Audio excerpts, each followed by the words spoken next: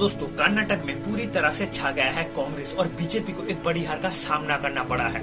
इस साल 10 मई को कर्नाटक के असेंबली इलेक्शन से पहले दो राइवल पार्टी बीजेपी और कांग्रेस ने जम के अपना कैंपेन करने लगा, जहां एक तरफ नरेंद्र मोदी आतंकी साजिश पर बनी फिल्म केरला स्टोरी, कांग्रेस आज समाज को तहस नहस करने वाली इस आतंकी प्रवृत्ति के साथ खड़ी हुई नजर आ रही है और दूसरी तरफ राहुल गांधी। प्रधानमंत्री जी, आपने भ्रष्टाचार की बात नहीं की, आपने अपने होम मिनिस्टर की बात नहीं की, आपने कर्नाटक की कोई बात नहीं की।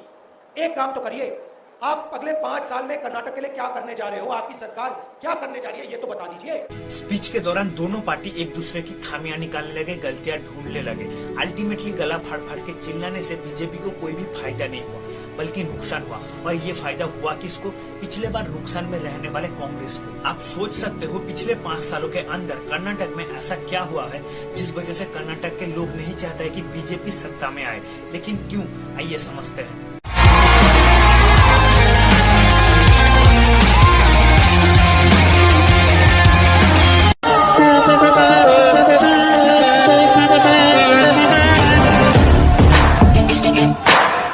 लोगों को ये वीडियो अच्छा लग रहा है तो प्लीज चैनल को सब्सक्राइब कर लेना, क्योंकि आप लोगों का एक सब्सक्राइब मुझे बहुत ज्यादा मोटिवेट करता है।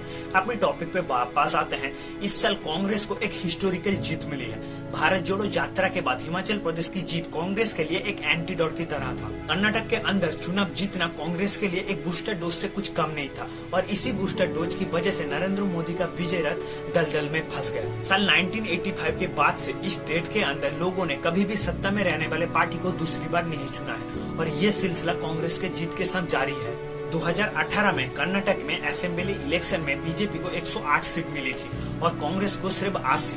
लेकिन इस बार ये पासा पलट चुका है। कर्नाटक में 224 सीट्स के अंदर इस बार कांग्रेस को 135 सीटें मिली है, बीजेपी को 66, जेडी को 19 और आदर्श को 4 सीटें मिली है। वोट शेयर की बात की जाए तो इस साल कांग्रेस को 49.2%, बीजेपी को 36% और जीडी को 13.3% वोट मिली है। जहां 2018 में बीजेपी को 108 सीट मिला था, वहां कांग्रेस को सिर्फ 80 सीटें मिला था। सोचिए, 5 सालों के अंदर कांग्रेस जहां इतनी बड़ी मार्जिन से बीजेपी के पीछे था, आज वही कांग्रेस उतनी ही बड़ी मार्जिन से बीजेपी को पीछे छोड़ा है। कर्नाटक के अंदर कांग्रेस का इस पलटवार के पीछे कई कारण है, और दूसरी तरफ बीजेपी का इस साल हार अपनी सत्ता से कई गुना बढ़कर था। बीजेपी का हारने का पहला गलती था the Lingayat factor. Lingayat community Karnataka के अंदर एक प्रोमिनेंट हिंदू सेक्टर है, और ये कम्युनिटी कर्नाटक की आबादी का 17% से भी ज्यादा है, जिस वजह से इस कम्युनिटी के लोग कर्नाटक के इलेक्शन में एक अहम भूमिका निभाता है। असल में लिंगायत कम्युनिटी पूरे स्टेट के अंदर बीजेपी का समर्थन का सबसे बड़ा पिलर था।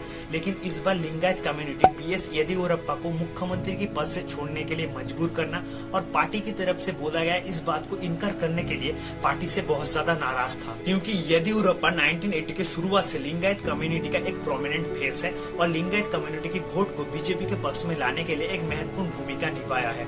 जब तक बीजेपी को ये बात एहसास हुआ कि येदियुरप्पा के बिना उनकी काम नहीं चल सकता है, तब चुनाव से कुछ महीने पहले येदियुरप्पा को फिर से पार्टी में लाया गया। येदियुरप्पा को वापस लाने से पहले ही बीजेपी से लिंगायत कम्युनिटी अलग हो चुका था। अब आती है बीजेपी की दूसरी गलती की बारी, डिफेक्शन। चुनाव से ठीक पहले 2 बड़े लिंगायत नेता को बीजेपी ने टिकट देने से इनकार कर दिया, और ये दोनों लिंगायत नेता कांग्रेस में शामिल होने के लिए बीजेपी पार्टी को ही छोड़ दिया। Former deputy chief minister Laxman Savadi और former chief minister Jagadish Shettar, इन दोनों ने कहा है कि बीजेपी की तरफ से इन दोनों को अपमान किया गया है और पार्टी से इन दोनों को निकालने के लिए साजिश की गई है।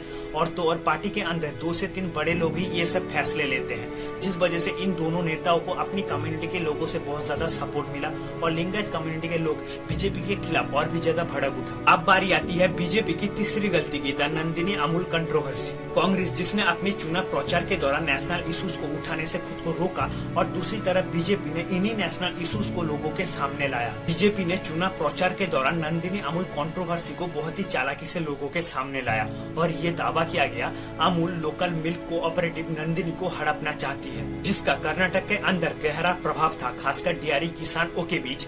इसमें जहां कांग्रेस को इन्हीं लोकल मुद्दों के ऊपर कैंपेन न करने की मदद मिली, दूसरी तरफ बीजेपी को बाहर के लोगों द्वारा नियंत्रित संचालित पार्टी कहा गया। और बीजेपी की चौथी गलती dying down of communal issues. Classrooms के अंदर हिजाब बैन, हलाल मीट और लाउड स्पीकर पर आजान वाले टॉपिक पे पिछले साल कर्नाटक के पॉलिटिक्स के अंदर एक हलचल मचा दिया था और बाद में कुछ पॉलिटिकल मर्डर और बीजेपी सरकार का एंटी कन्वर्सेशन और गोहत्या विरोधी जो बिल पास करने जा रही है, और इन्हीं सभी कारण की वजह से, गलतियों की वजह से बीजेपी का इस साल कर्नाटक में ऐसा हाल है। फिलहाल इसमें आप लोगों का क्या राय है कमेंट सेक्शन में बताइए। फिर मिलते हैं अगली वीडियो में।